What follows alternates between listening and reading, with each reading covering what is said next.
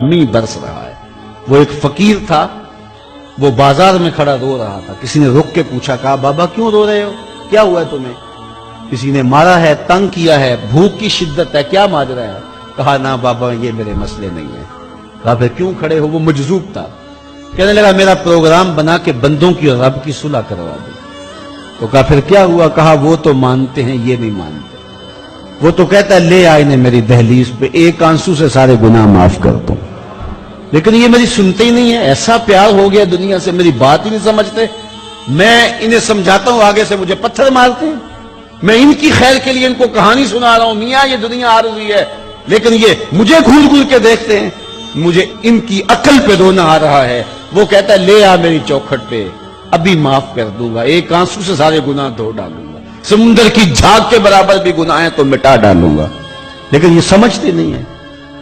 خیر وہ چلا گیا۔ اگلے دن گیا تو قبرستان کے قریب سے گزرا تو وہ فقیر وہاں کھڑا رو رہا تھا۔ وہ پھر رو گیا، کہا بابا عجیب کہانی ہے تیری، بازاروں میں بھی روتا ہے اور قبرستانوں میں بھی روتا ہے، آج کیا مسئلہ ہے؟ کہا آج بھی میرا کل والا ہی مسئلہ ہے۔ کہا آج کیا مسئلہ ہے؟ کہا آج میں ادھر آیا تھا کہ ان کی اور رب کی صلح کروا دوں۔ تو کہا آج پھر کیا بنا؟ کہا آج یہ مانتے ہیں، وہ نہیں مانتا۔